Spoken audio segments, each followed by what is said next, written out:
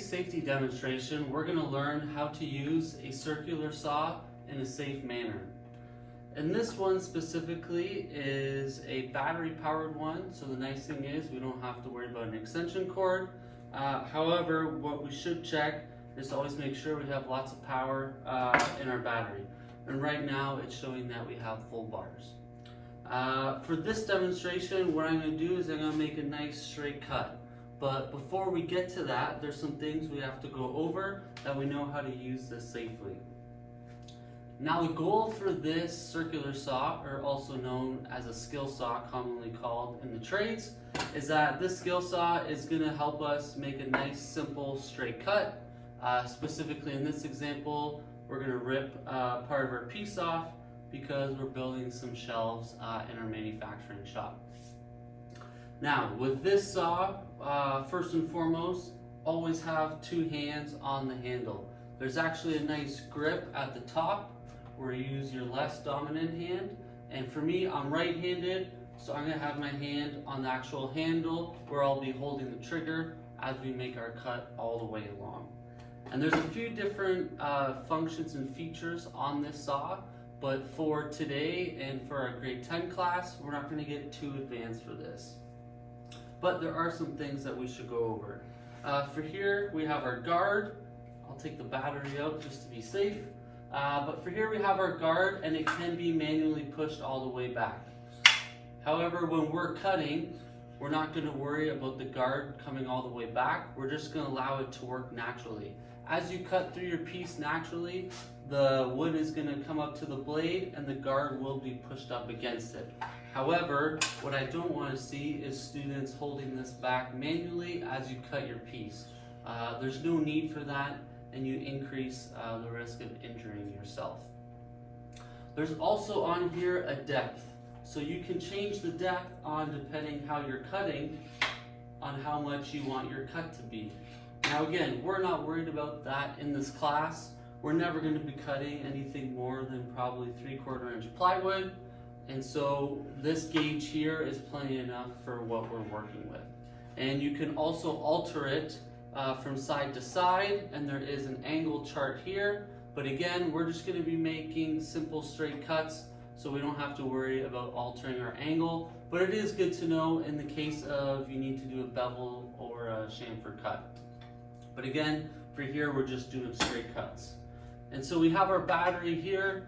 It only goes in one way, and it kind of clicks and it locks in real nice. And now we're ready to go. The nice thing about this is that it's brushless, so that it is going to be quick when it powers on, and it also shuts off really quickly too. So not like our other machines like our vertical bandsaw or our spindle sanders, those take a while to power down. The nice thing about this is that it stops within 1 second, which is really nice. So if we wanted to make our cut here, I know that our length of our shelf is going to be 23 1/8. So what we can do is grab our tape and pencil, and we're going to mark out 23 1/8 on our board here. And what I'm going to do is I'm going to mark it in 2 spots so that I know our cut is parallel to the other end. We can go ahead, we can grab our square.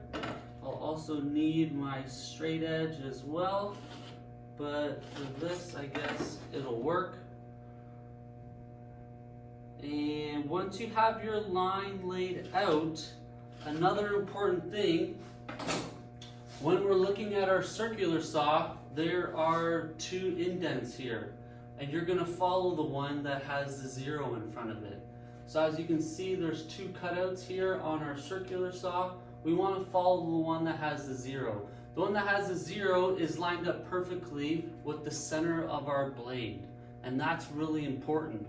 If you actually follow the center of your line on the center mark here, we lose a little bit of our overall dimension. So when we are going to cut our piece, I'm actually going to stay slightly on the outside of our cut line, staying on the scrap side, so that way I know I have our full 23 1/8. If I were to follow exactly the center of that line, we're probably going to lose about a 16th, potentially an 1/8 of our overall cut, And so I don't want to do that. I want our shelf to fit in nice and square, nice and tight. And so I'm actually going to cut just slightly on the outside of our line. Now, to cut this piece, it's not safe to have one hand holding the board down. So what we're going to do is we're going to grab some clamps, and I'm going to clamp down our board so that both of our hands can be safely on the circular saw when we are cutting. So now that I have our piece clamped down, make sure that you have your eye protection on. Safety glasses are always a must when using a circular saw. And as always, hearing protection is optional. For this cut, it's a pretty small cut, so I'm not too worried about it. So as we get started, we're gonna line up just to the outside of our line. And when we are ready, we're gonna make sure we have both hands on our circular saw. And I'm going to stand to the side a little bit, so that way that the chips and the sawdust completely don't cover me with it. As we get lined up here, you're going to get ready, hold down, and make sure that the circular saw is fully engaged and it's full speed before you make your cut. Please don't have the blade up against your cutting piece and then hit the trigger. Let's have it maybe an inch away, fully engage, and then go ahead and start ripping your piece.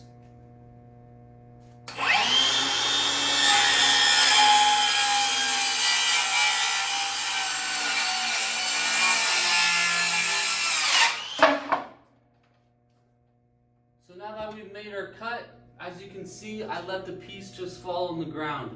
Please don't take one hand off and try and grab the piece at the same time.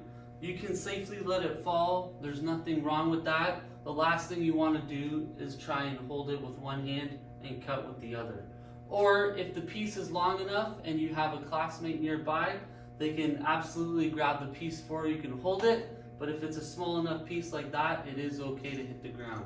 So then we can take off our clamps and we can look at our piece. Now this is our scrap piece, which is what we don't want.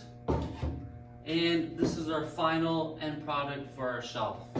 And the nice thing is, when we're using this, we want to make sure we're nice and flat, is what I was doing. I had both hands on the saw at all times, and I made a nice square cut. And that's all for today on the safety and how to properly use a circular saw.